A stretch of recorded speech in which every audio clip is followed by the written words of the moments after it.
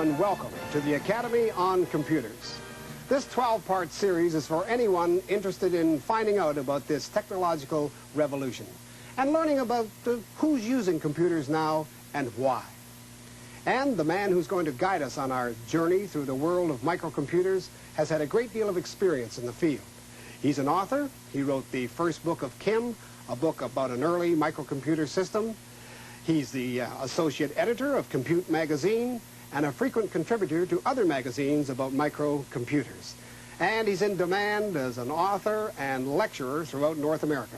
It's my pleasure to welcome Mr. Jim Butterfield. Jim, welcome to the Academy. Thank you, Jack. Now, what can you promise our viewers and our participants if they stay with us for the next 12 weeks? Well, we promise them a very close look at computers. We're going to have a hands-on look at a lot of these machines, a lot of varieties of manufacturers' computers of all sorts, and we're going to take a look at their insides, how they work, how they're used. We're going to take a look at some of their limitations, what they won't do and what you can't expect from them. In fact, we'll gain a better understanding and a better insight into the way computers work. We're also going to talk to participants, users of computers in the studio here, and find out what they're doing and what they think about computers. And last but not least, we're going to answer questions from the viewers, from the Academy participants, as to various things they'd like to ask us here. Well, it sounds fascinating. When do we start?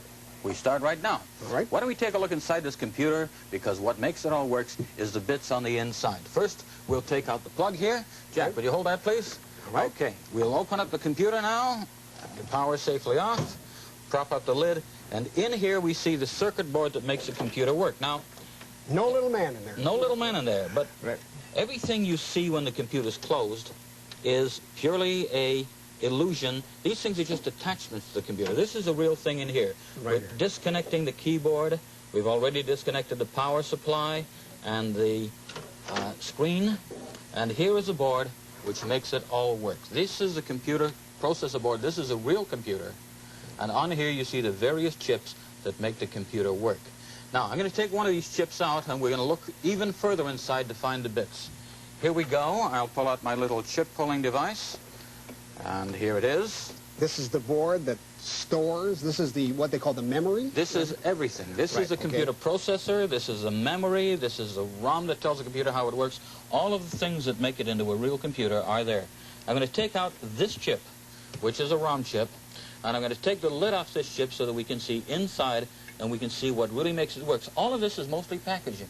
The real workings are so small, it's quite incredible. Here we come. There's the top off the computer. Inside, can you see that little silvery surface in there?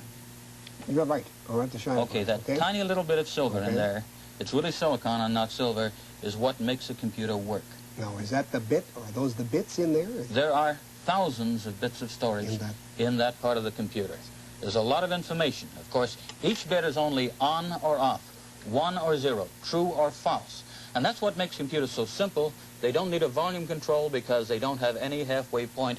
It's absolute logic, true or false, nothing in between. And that makes the logic very simple between the computers. But of course, a single piece of storage that says on or off doesn't tell us very much, Jack. What we need is to be able to put the various bits, as we call them, of logic together and to make new logic out of old. That's how we calculate. That's how we make new things happen. That's how we decide upon results.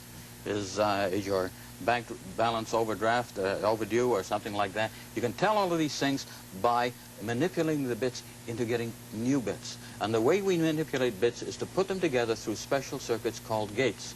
We have on and off only. We have two parts. We only have on and off, but by combining these on and off circumstances, we can get new on and off conditions that we've calculated that didn't exist before. So the computer's logic is making things happen. On might be, it's 8 o'clock in the morning. A second on bit might be, it's a weekday. And if they're both on, we have a new piece of logic that says, you're late for work. That's the way the logic works in here. Now, one bit doesn't store very much. Only on-off, only yes-no, and that's not terribly much. If you wanted to count, you could count to 1 and then you'd be stuck. That's as far as you can go. But by putting bits together, we can make much more things happen. We can store a whole letter of the alphabet or a piece of punctuation in usually a group of 8 bits called a byte.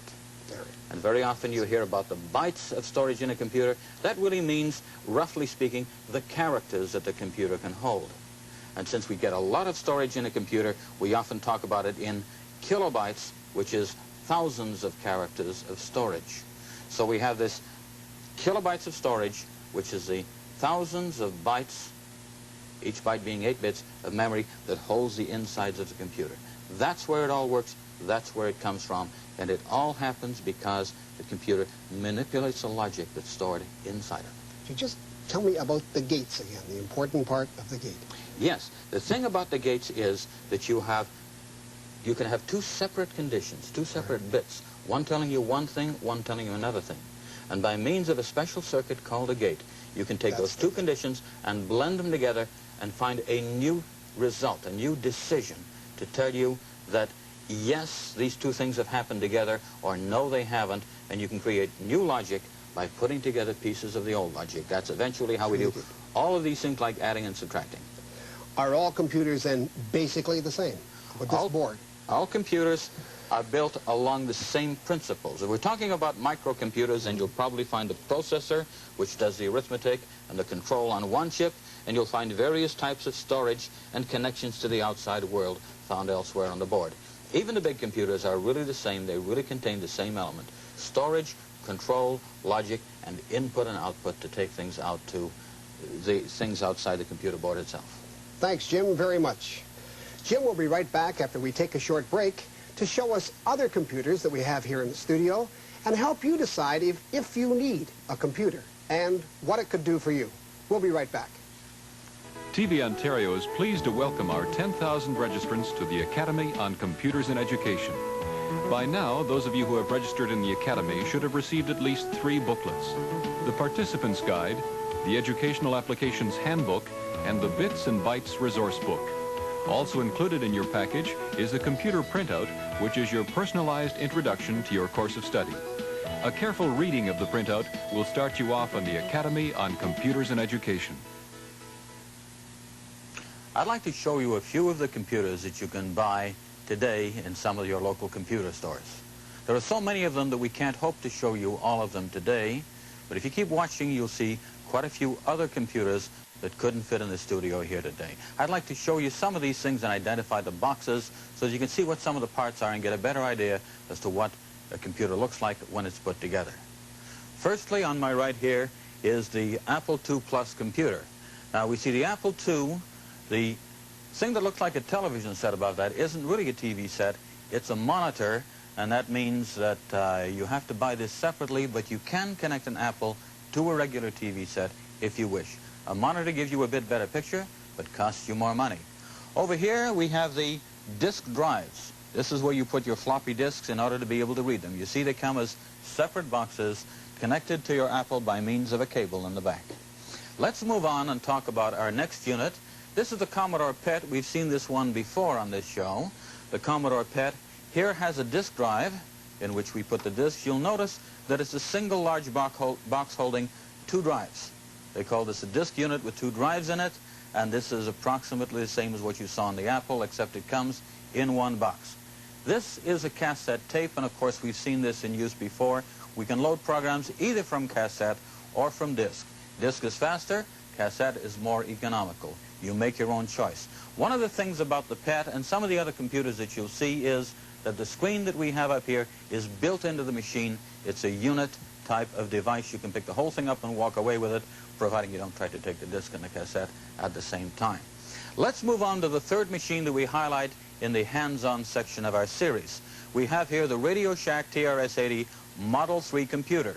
This one is totally a unit kind of computer. You see that the disk drives are here and are built in, and you see that the screen is also built in.